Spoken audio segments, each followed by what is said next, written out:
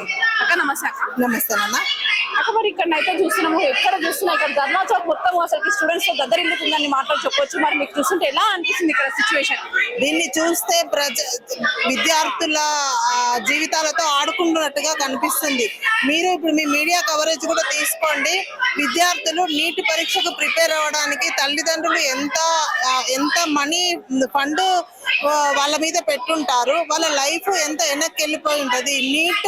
Neat పరీక్ష అనేది మనకు భవిష్యత్తులో చాలా మంది డాక్టర్స్ ని తయారు చేసే ఒకటి. ఇప్పుడు దీన్ని వాళ్ళు ఎంత ఇదిగా ఆయన ఇమ్మీడియట్లీ రాజీనామా చేయాలని విద్యార్థుల తల్లిదండ్రులు అందరూ కూడా పెద్ద ఎత్తున ధర్నా చేస్తున్నారు. ఇది ధర్నా నిజమైన ధర్నా. ఎందుకు అనంటే వాళ్ళ కాలం వాళ్ళకు వెనక్కి రాదు కదా. వాళ్ళు ఎంత వెనక్కి వెళ్ళిపోతారు. ఇప్పుడు ఈ పరీక్ష వల్ల ఎంత ప్రిపేర్ అయ్యి ఉంటారు, ఎంత ఎఫర్ట్స్ పెట్టుంటారు, ఎంత ఫండ్ పెట్టుంటారు. ఇదంతా మనం వాళ్ళు చెప్పేదే విద్యార్థులు అంటేనే యువత అంటేనే దేశము కోసం పోరాడేది.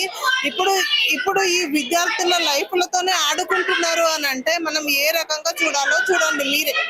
దీన్ని మనం ఖండించకపోతే ఇంతమంది విద్యార్థులు వచ్చి ధర్నా చేస్తున్నారంటే ఈ విషయము ఎంత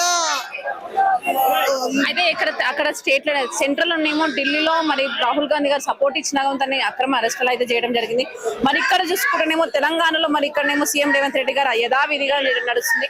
మరి ఏంది ఎక్కడ చూసినా స్టూడెంట్స్ కి అయితే న్యాయం జరగడం లేదు. మరి మీరేం చెప్తారు? అసలు ప్రశ్నించే గొంతును అరెస్ట్ చేసుకుంటూ పోతే సమస్య పరిష్కారం కాదు. సమస్యను పరిష్కారం చేసే దిశగా వెళ్ళాలి. కానీ సమస్య గురించి మాట్లాడిన విద్యార్థుల తల్లిదండ్రులను, ప్రజా నాయకులని ఇలానే అరెస్టులు చేసుకుంటూ పోతే అది యువత జీవితాలతో ఆడుకుంటుండ్రని క్లియర్ గా అర్థమైపోతుంది. మీ రోజు కేటీఆర్ గారు అయితే బర్త్డే రోజు మరి ఇక్కడ ధర్నా చౌక్ వచ్చి స్టూడెంట్స్ కి సపోర్ట్ గా ఎన్నిక వచ్చినారు. మరి మీరేం చెప్తున్నారు? మా నాయకుడు బలమైన నాయకుడు, ప్రజల పక్షాన నిల్చున్న నాయకుడు అని మీకు ఈ రోజు తెలుస్తుంది. ఏంటంటే ఆయన బర్త్డేను కూడా పక్కన పెట్టి ప్రజల సమస్యలు లేని రాష్ట్రంగా మన రాష్ట్రం ఉన్నప్పుడే, విద్యార్థులందరూ సంతోషంగా ఉన్నప్పుడే నేను బర్త్డే చేసుకోగలను. వాళ్ళే విషాదంగా ఉన్నందుకు నాకు బర్త్డే ఎందుకని చెప్పి నాకు బర్త్డేకి పెట్టే హోల్డింగ్లు ఇవేవి నాకు వద్దు. నాకు పెట్టే ఈ ఖర్చులో విద్యార్థులని మీరు ఏ రకంగా అయినా వాళ్ళకు ఉపయోగపడాలి. విద్యార్థులకే, లేకపోతే కుట్టు మిషన్ లేని వాళ్ళకు, అది సైకిల్ లేని వాళ్ళకు, అలా ప్రజలకు ఉపయోగపడే పనులు చేయండి నా బర్త్డే కానుకగా అని చెప్పారు.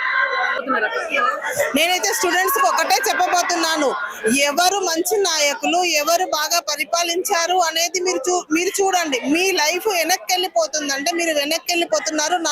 మీరు నీట్ కష్టపడి చదివిన అంటే ప్రతి ఒక్క ప్రజా ప్రతినిధి, ప్రజా నాయకుడు యువతనే దేశము, యువత ముందుకెళ్తేనే భవిష్యత్తు, యువత బాగుంటేనే భవిష్యత్తు అన్నది ఇప్పుడు ఈ నీట్ పరీక్ష ద్వారా ప్రజలందరికీ అర్థమైంది. మీరు బాగా ఆలోచించుకొని నాయకులను ఎన్నుకోండి అని నేను మీ లెజెండ్ టీవీ తరఫున కోరుతున్నాను.